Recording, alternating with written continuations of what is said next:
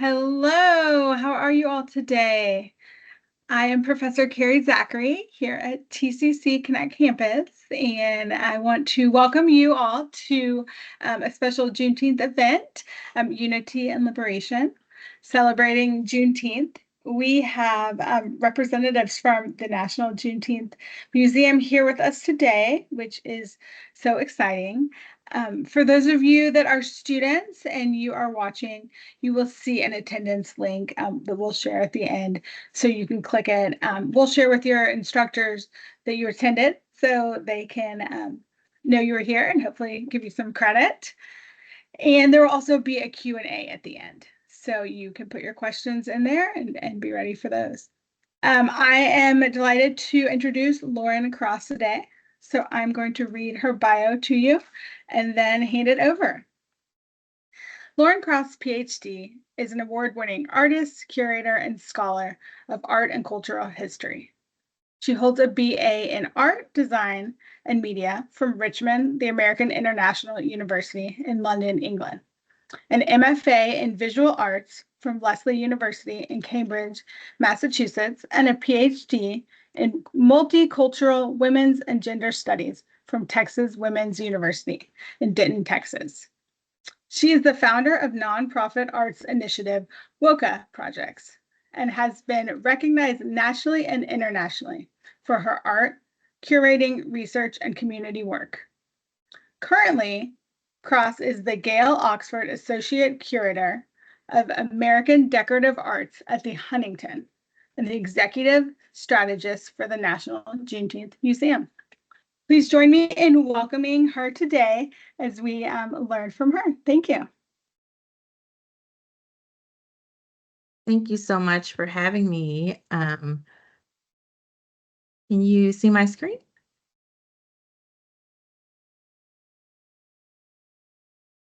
Can you see my screen?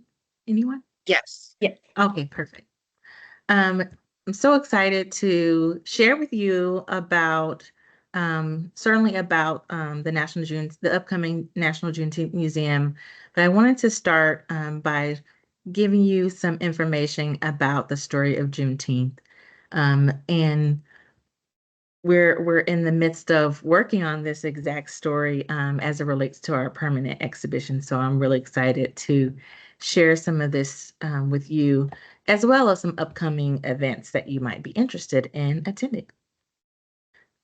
So first, what is Juneteenth? Some of you may or may not know about the history of Juneteenth. It was a moment within the history of especially the Civil War, where at the ending of the Civil War, where a Union Major General Gordon Granger issued General Order Number 3, announcing freedom from slavery. And this was a monumental day because a couple years prior, at the release of the Emancipation Proclamation, this was essentially 2 years later from that point. So I want to kind of take you on a journey of kind of how we got to this point, and then also how Juneteenth has transformed and has become a mobilizing tool even today. So within NJM, what we like to, as we're telling the story of Juneteenth, we like to talk about it in the context of the spirit of Juneteenth, because it really helps to understand that Juneteenth is more than just about the day, June 19th, 1865.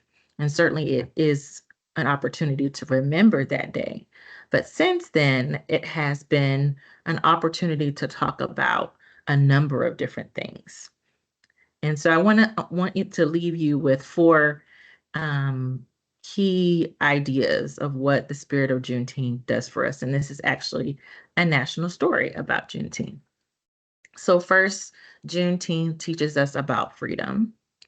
It teaches us about community. It teaches us about resistance and the process of reclamation, reclaiming our heritage through our advocacy and awareness. And it also teaches us about the power of celebration. So I want to walk you through a couple of key dates within our historical timeline of Juneteenth to kind of really tackle why these particular areas are important. And then I'm going to share with you about an event that's upcoming and open things up for questions. Okay, so the first is freedom. So I talked a little bit about the Emancipation Proclamation, but on the day before of the issuing of the Emancipation Proclamation is what we call Freedom's Eve or Watch Night.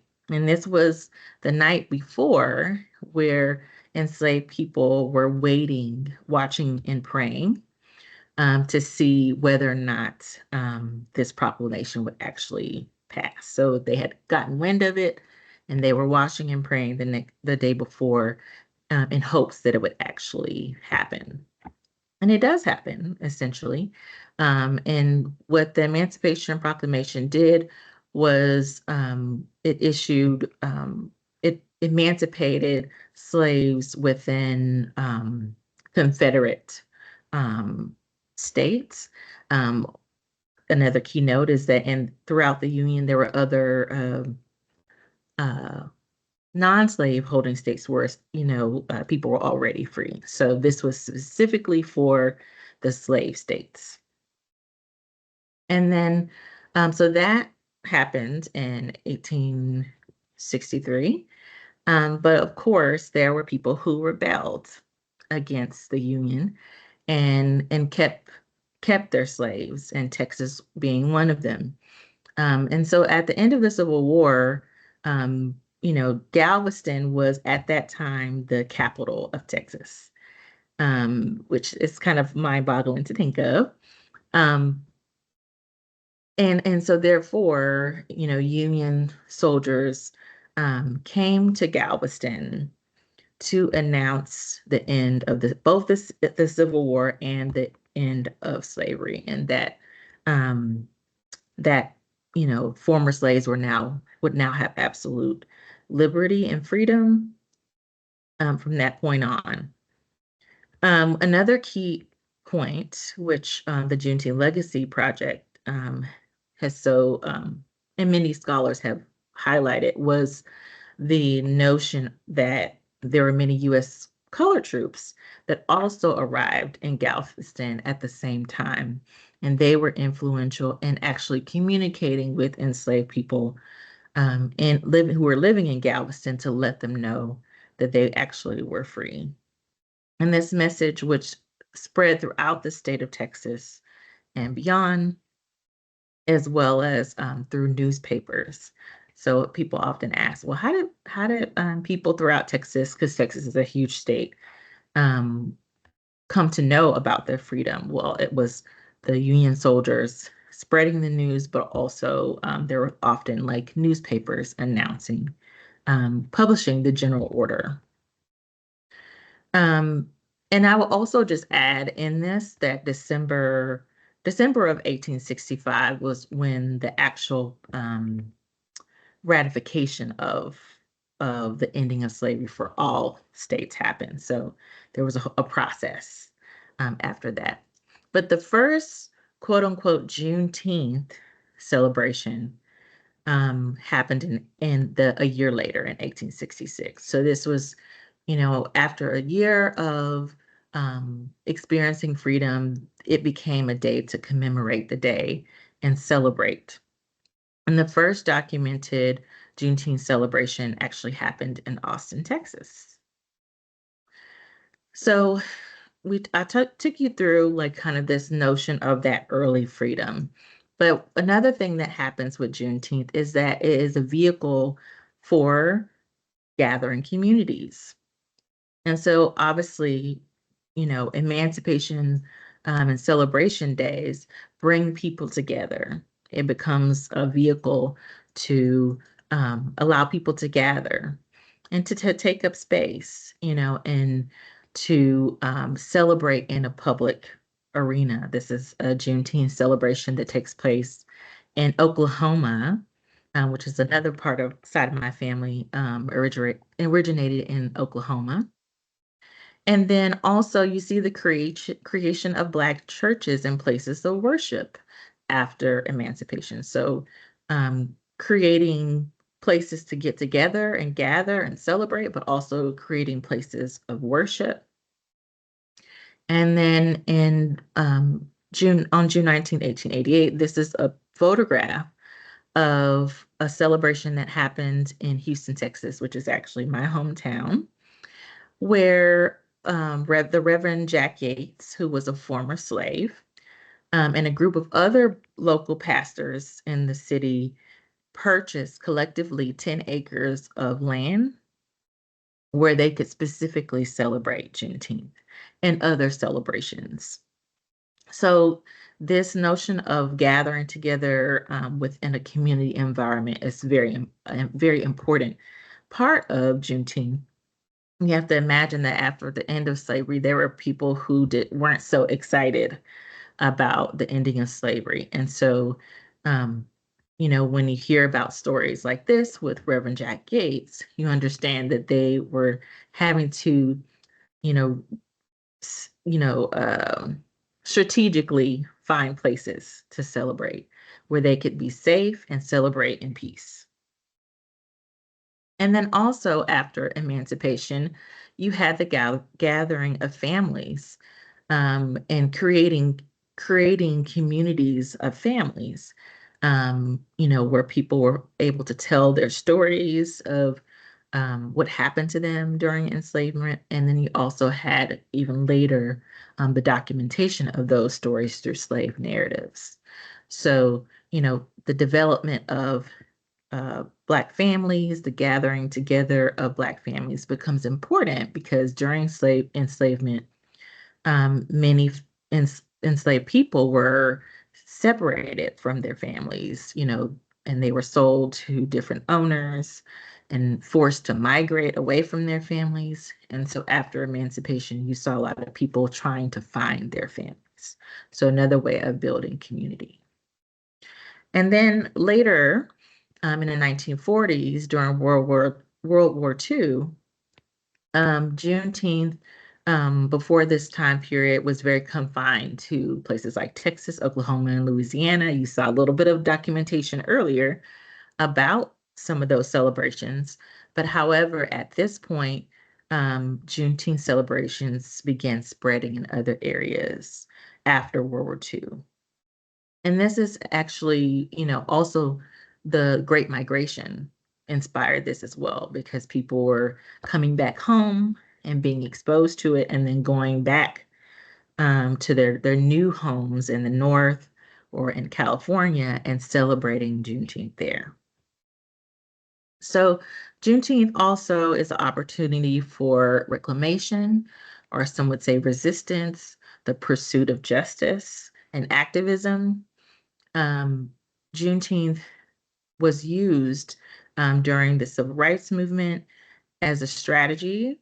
Also, Juneteenth celebrations became much more private during the Civil Rights Movement because obviously there were greater freedoms that were trying to be gained through the Civil Rights Movement. And so, um, many families didn't want to portray, or communities didn't want to, have these big celebrations at a time where we were fighting for rights and justice.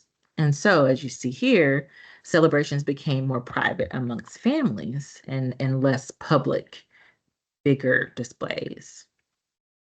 But then at the very end of the civil rights movement, during the Poor People's Campaign on June 19th, 1968, on Solidarity Day, they had a Solidarity Day on Juneteenth. And that for some people who were coming from across the country was the first time they were learning about Juneteenth. And something's really kind of hit home on that day, and people really grasped what is now called the spirit of Juneteenth.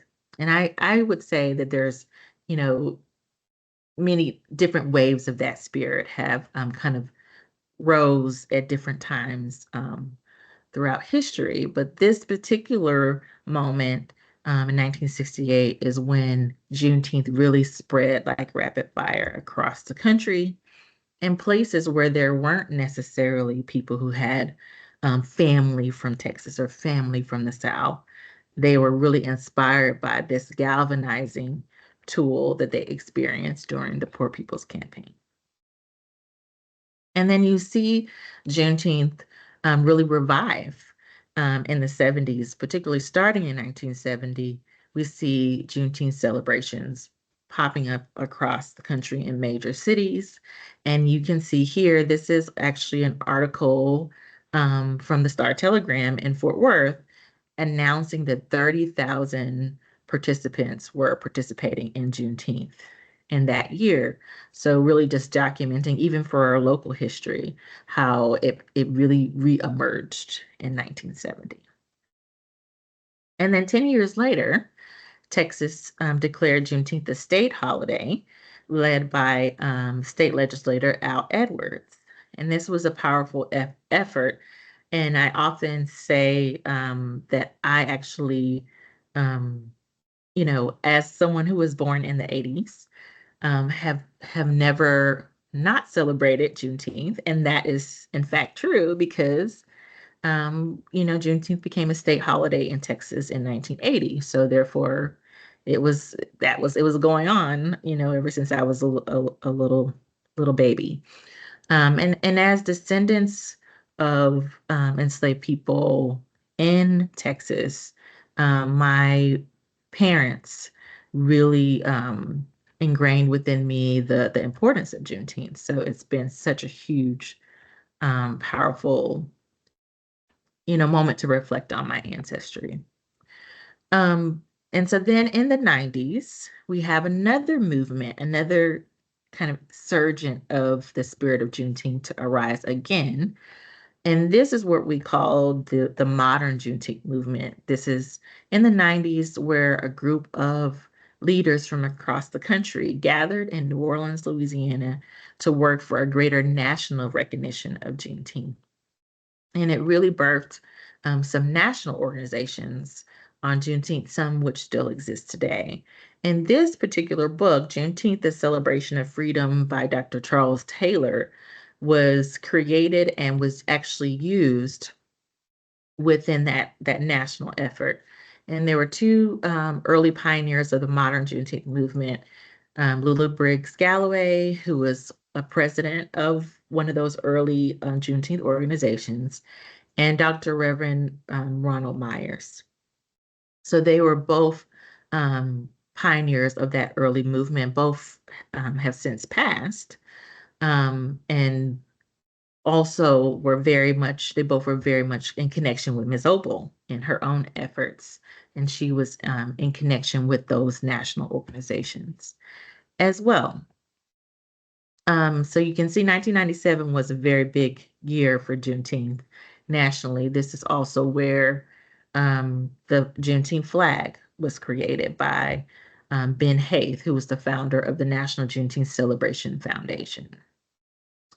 And then later on in 2016, Dr. Opal Lee of Fort Worth conducted a symbolic walk from Fort Worth, Texas to Washington, D.C., leaving in September 2016 and arriving in Washington, D.C.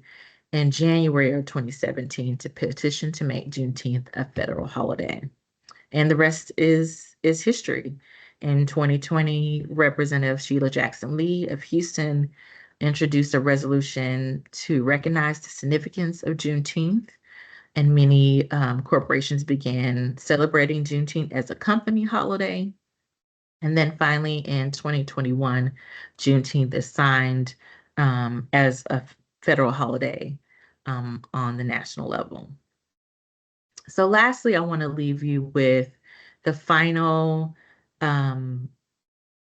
aspect of the spirit of Juneteenth, and that is the power of celebration. And celebration is it's it's symbolic in so many ways, and that it is a celebration of Black culture and Black joy.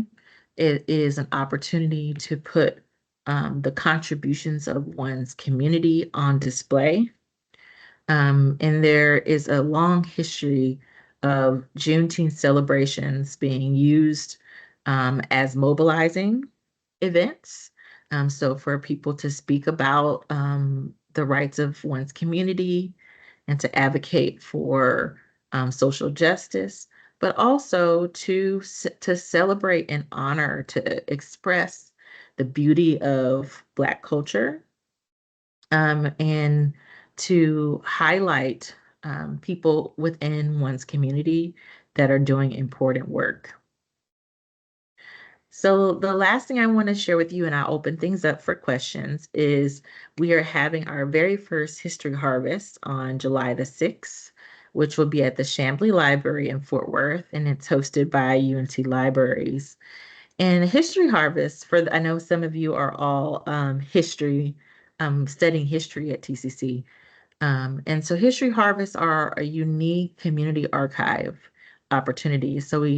For anyone who is interested in volunteering to help us during the event, or you know of anybody who has archives or images of their ancestors, um, images of Juneteenth celebrations, or that represent any of the themes that I have just mentioned today, contact us and let us know, and we would love to have you at our History Harvest. And I wanted to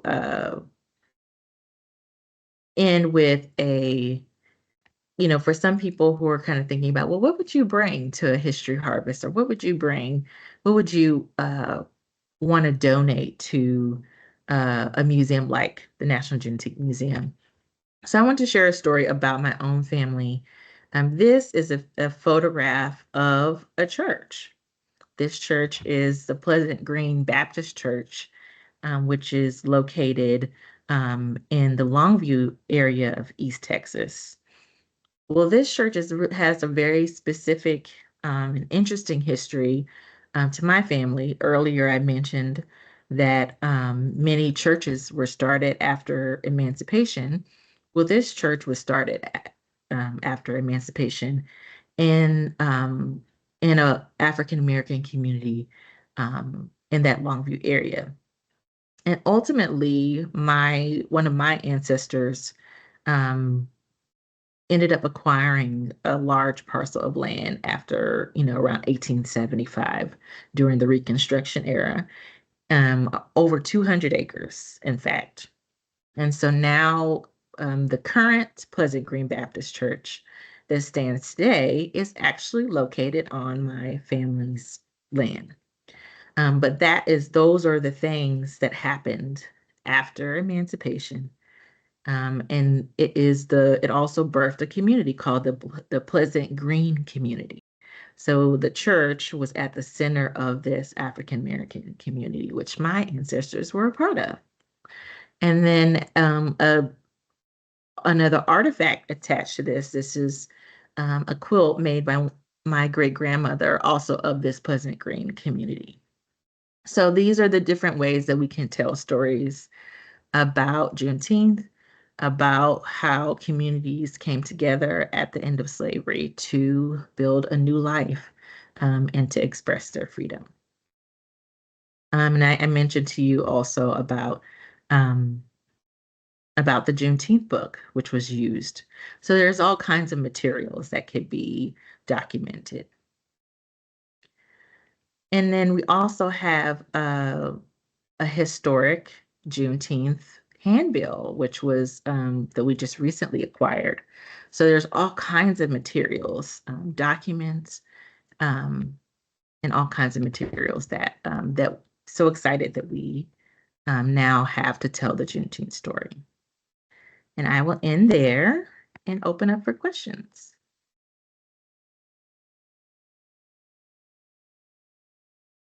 Thank you so much, Dr. Cross.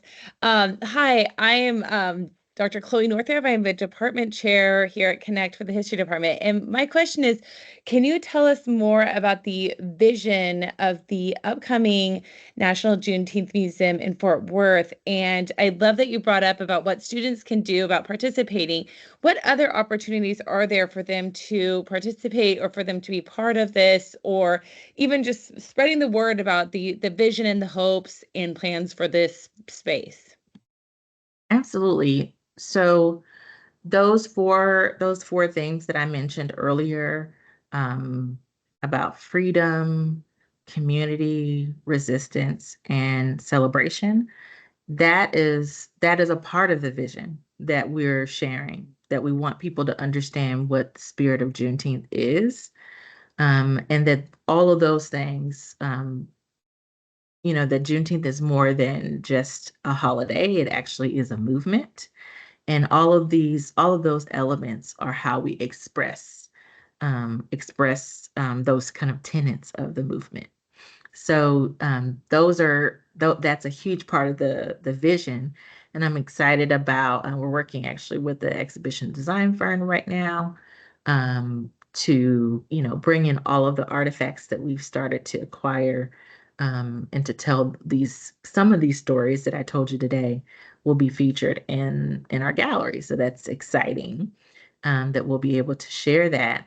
But also we have, as I mentioned before, we have an upcoming event on July the 6th, our History Harvest. So that's one way that students can get involved. And we have a flyer that will be coming out very soon, right, Maya? So we'll be happy to share that with you all, and you can help us by sharing it everywhere you can possibly share it, with other students. You can tell your parents about it because, students, I'm a former professor, so I know students have powerful and unique ways of sharing information that actually is very on point and effective. So you can help us by spreading the word so that people will come to the event. And no idea is too small. We are a small organization. So, if you want to help in some way, you email me and Maya, um, and we will plug you in. We have events, that we just recently had an event with, Dr. Henry Louis Gates, who is the host for Finding Your Roots on PBS, and lots of other amazing documentaries. He's an amazing scholar of African American history, and genealogy, and he really just knocked it out of the park last Thursday. So we have events like that are upcoming. We have, other events like our dinner, where we talk about the connections between food and African American culture. So we have lots of opportunities for you to help out and to be a part. So just connect. Let us know if you want to help, and we will connect you. And there's also opportunities to learn more about what does it mean to build a museum. What does that process look like? And some of you might be interested in working in a museum in the future. And so this could be a really great opportunity for you to just learn, shadow, ask questions. That's what a museum is for. The intention is of a museum is to educate the public, not just about what's in the museum, but just about life. How do you preserve what you value? So some of you may have family members that have amazing things, that they would like to preserve. So nothing is too small. May I jump in? Yes, please. Ma'am. Amazing. I think Dr. Cross gave a really great overview of like what's going to be in the museum and also just like different items that we'll be speaking to. And then also just thinking about more about the National Juneteenth Museum. We're going to be more than a museum, right? So we're also going to have a black box space, a food hall where we'll be inviting local vendors. So part of what we've been doing with the dinner and discussions, as Dr. Cross mentioned, we're going to be bringing in local caterers. And so They have a beautiful buffet, and we invite members from the historic South Side because that's where the museum is going to be located. And everyone comes, has, wonderful like discussion. They talk about different, memories that they have of food, different recipes. And so it's a really great way for everyone to realize, we're all connected, right? In addition to the food hall, we'll also have the theater space, which will be named after the amazing Miss Opal Lee and her late husband. We'll also have a green space, a beautiful courtyard, as well as a business incubator. So we really want to invite like entrepreneurs who are like trying to get their business set up to come here and learn about ways we can do that. And then in addition, other ways you can connect with us, please follow us on social media. We're on Facebook, Instagram, TikTok. Yes, TikTok. Okay. YouTube as well. We're on all the platforms, right?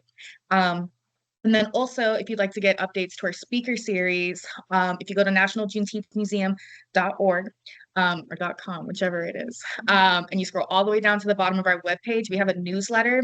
So you'll get first access to any events we announce, such as like the History Harvest, any speaker series, and any other community events we'll be participating in. And then I also just wanted to speak a little bit more about the area that the museum is going to be built in.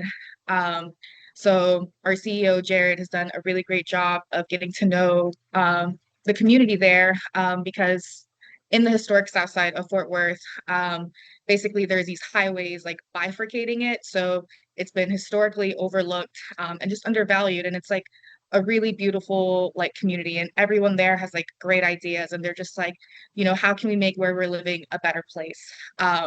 So the food hall is incredibly important because it's also a food desert. There's not a grocery store there. There's also no sit-down restaurants at that same, point. So things that we sort of like take for granted, like they have to leave their home and like their city to go to those things. So yeah, we want to just be able to like give people their flowers, right? Because they've also had Juneteenth celebrations. And so as we're at the dinner discussions, they'll mention like, you can smell the barbecue like several blocks away. And I'm like, whoa, that's crazy, But I think they're an amazing group of people. And I want us to continue to support them and preserve their stories. Because, it's important to know where you come from. So I just wanted to come in and provide some of that context. But we're also open to any other questions. And yeah, so please stay up to date with us. Please stay up to date with us. Can I ask why Fort Worth out of all the places? And I'm so happy it is, obviously, because we're all local here.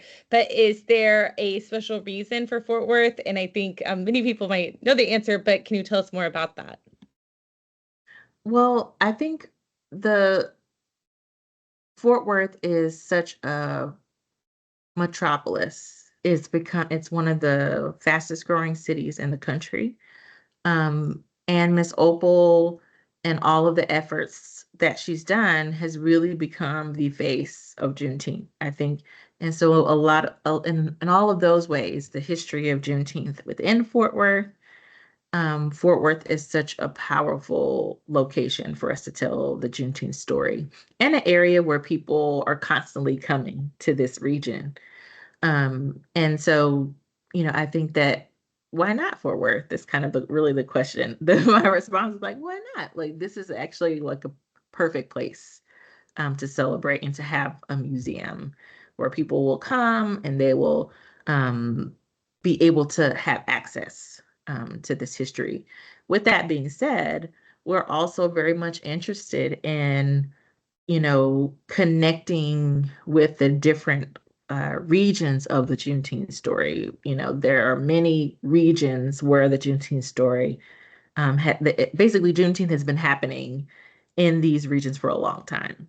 And like I said before, I am from Houston. So, Houston, Galveston, all are places that have been celebrating Juneteenth for a long time and have a very rich history connected to Juneteenth. So I think that, with being a national Juneteenth museum, we also have the ability to not just think about Fort Worth, but also, and not just think about Texas, but to think about California, to think about Milwaukee of all places, which has been a very galvanizing region for Juneteenth. Some of the early pioneers lived in Milwaukee, and they were some of the ones going around to governors and saying, hey, why don't we celebrate Juneteenth, in these various states? So I think that we want to connect with these different pieces of this national puzzle. How did we get here where Juneteenth is a federal holiday? And sometimes there has been a feeling that like it's a Texas thing, but I think when you live outside of Texas, like I have, and you see people celebrating Juneteenth. I spent a summer during my undergraduate years in Boise, Idaho, and they sure enough were celebrating Juneteenth. And I was like shocked. I just couldn't believe it. I was like, by the way, at the time, there was probably 1,000 Black folks living in Idaho, the whole state of Idaho at the time. So literally all 500 of the Black people that were in Boise, they sure enough came together on Juneteenth. And that to me just taught me something about the power of Juneteenth to be this gathering. When we're talking about building community, that Juneteenth is about community and celebration. It's about, how people, wherever they are finding ways to celebrate themselves, celebrate their communities where they are, however they can. With as it didn't have to be thousands of people. It's just like 500 folks if all of them showed up. But that was enough to make them feel proud of being the however many Black folks living in Boise. And so I think that's the spirit of Juneteenth, that, it's not only tied to one particular place. It's that other people around the country, they got it. They were like, oh my gosh, this is so amazing. I want to be a part of this. I want my community to celebrate this because this is about us. This is about our culture. This is about our people and the leaders and all of the folks, your grandmothers, your uncles, your cousins that make the culture great. This is an opportunity to celebrate that. Yes, and building on that just a little bit, I think it's really about like galvanizing, and part of like also what the museum is going to do is revitalize the community at the same standpoint. So it's going to provide more meeting spaces, and things that, are offered in other parts of the Fort Worth, right? But that aren't available to the historic South Side, which is a little bit by design. So we're trying to create a different design, right? But I just wanted to include that there. Yeah, I love that. Yeah, I was just going to say that we often say that it's more than just a museum, and that all of these different modes of expression that we're talking about, the food hall, the business incubator, there are ways in which the museum will give back to the community and to be a mobilizing force for the community. And that's what Juneteenth is. Like literally, that is what it is, is to do that purpose. I love that story about being in Boise, Idaho. And I also saw the place my family's from in upstate New York is celebrating Juneteenth this year and widely, sharing that. And I have never seen that area celebrate. So I think that's cool. I wanted to ask one of the questions from the Q&A that says, what type of festivities did your family partake to celebrate Juneteenth growing up or today? It ranges. What my fondest memories were the Juneteenth parades. And I actually, when I was in high school, had the opportunity to actually march in the Juneteenth parade.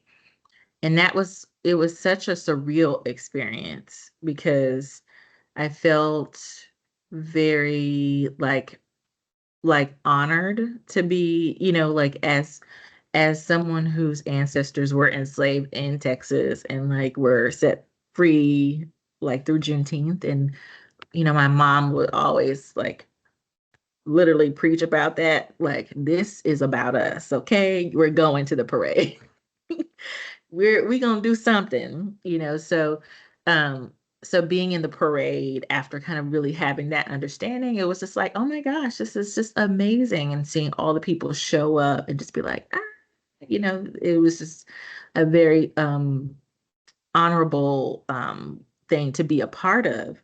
But then also I've been a part of, you know, celebrations. So it's just like your family getting together, or like you're, you know, at the community center. So there's been a range of different, you know, celebrations that I've been a part of over the years. But my favorite is like kind of like the community festival style, which is kind of like, you know, so many different things going on. The kids have things to do. There's music, you know, there's kind of a collective sense of like you kind of start to see like these songs that everybody like responds to, and you just kind of watch it all happen before your eyes. Like, oh, everybody really likes this song. It's like really powerful just to see people celebrating culture in that way.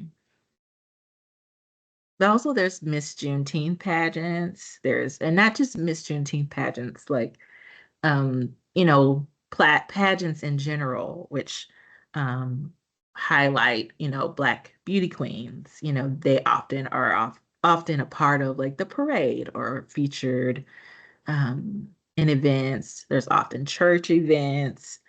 I mean, there's so many different elements of the celebration piece. And then one doesn't have to feel limited to what has been done before. Sometimes people have concerts. Sometimes they have, you know, a panel discussion to talk about issues in the community. You know, it's not limited to like a one-dimensional notion of what a celebration can be. If you have problems happening in the community, this is the perfect time to get people together with food and, you know, all of these different people to say, okay, we want to talk about this. Like, what are we going to do? So it can range in that way.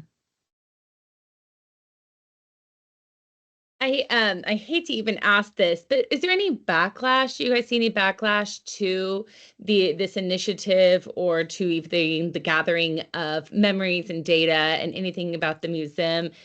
Do we see any of that, or do we think that hopefully we are in a place that does not exist anymore? Um, there's always historically been like it's not always just like fun and games, you know, like there are, you know, instances within history where there have been incidents. So it's not something where people don't, you know, have mixed feelings or don't want people to celebrate. I think that what helps is that we do have a federal holiday. So I think that is that is something that like it helps to like be an underpinning for like why we're doing this. Like, it's a federal holiday, just like there's other federal holidays. And there's a lot of support from various perspectives that this should be celebrated. So I have not personally gotten a lot of backlash per se. I think people sometimes there's a sense of like who should own it, or who should be, you know, who should be talking about it. But I think in general, it's people are very supportive of Juneteenth at this point. You, Maya, do you have any responses to that question? I think for the most part, there's been a lot of support for it. I think there's just a little bit of dissent because you can't expect everybody to agree on the same thing sometimes. But definitely not to the point where it's like hindering our progress um, on the content or on the building.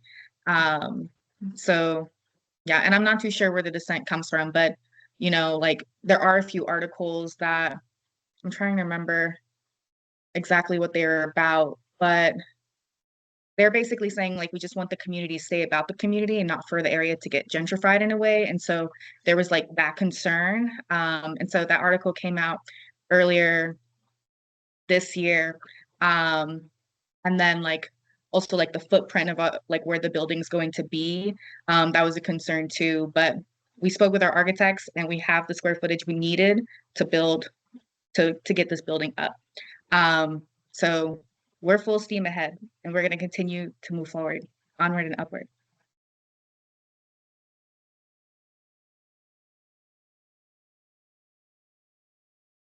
That's great. I would like to ask another question from the Q&A and kind of combine it. Are there other historians or authors that are collaborating at this point of the preparation for the museum, such as Annette Gordon-Reed was mentioned in the Q&A on her incredible book on Juneteenth that I definitely need to reread again. I heard her speak and it was awesome. I know that you've had people come in and do presentations. Oh, you mean in terms of the possibility of her speaking like at a series, that kind of thing? Or you just mean just collaborating on content inside of the museum? Right. And so the question that the guest said is, have you been in contact with Annette Gordon-Reed on preparation for the museum? So we're in contact with a lot of different scholars as it relates to the museum, because we want obviously the information to be on point and up to date. And so yes, absolutely. I can't speak specifically to Annette Gordon-Reed specifically, though we are very much like aware of her and would love to work with her. She's amazing.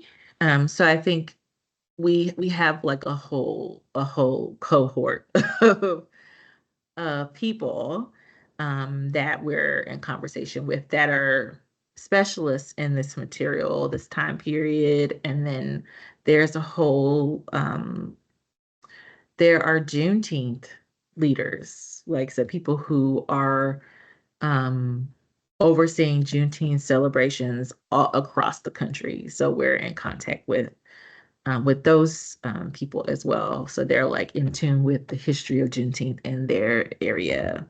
So there's like a multiplicity of different people and their knowledges that we're wanting to bring to the forefront.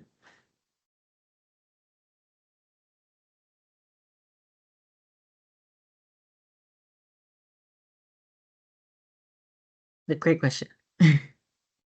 Well, thank you so much from our end. I'm really excited about the possibility of our students being able to participate and to be able to like actually help make history themselves by gathering this stuff and perhaps thinking about taking classes in the future where that might be part of the curriculum. I would love for like upper division history classes around here to be actually helping do this work as well, because I know it's very time consuming to go through so many different archives online.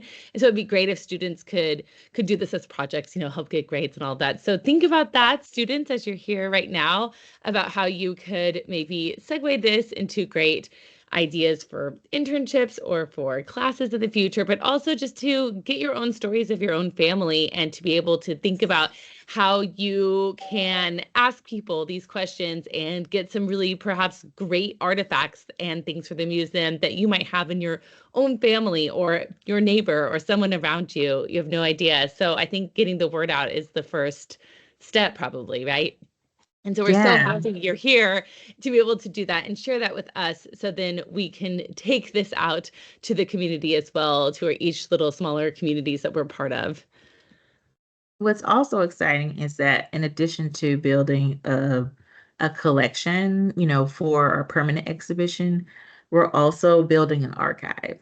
So we're doing those two things simultaneously. So we want the research surrounding Juneteenth to grow, because that obviously will have a direct impact on the museum as well. So whilst we're also, on one hand building a collection, we're also building an archive. So oral histories, documents, interviews, photographs, which, can have a life in the museum, but also can have a life in the archive. We have a wonderful partnership with UNT Libraries, actually, and the Portal for Texas History. where we'll be able to build an archive that future researchers or even some of your students may want to do research on the things that we've acquired so far in the archive. So there's lots of things that can be done for sure.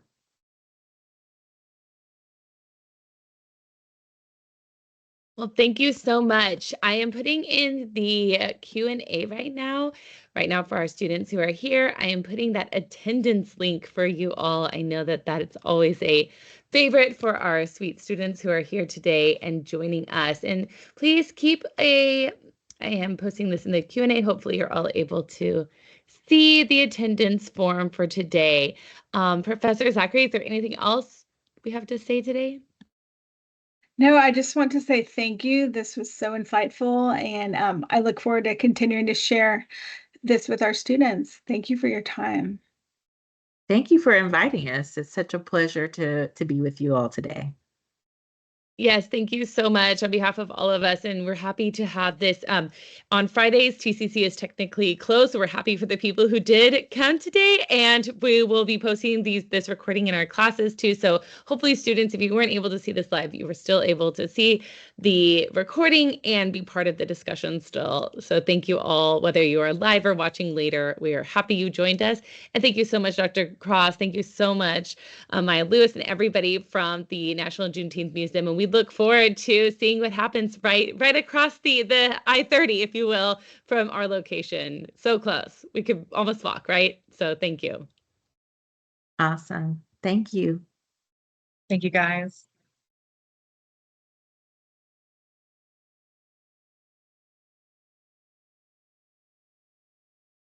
Okay, I'm gonna bounce. Okay.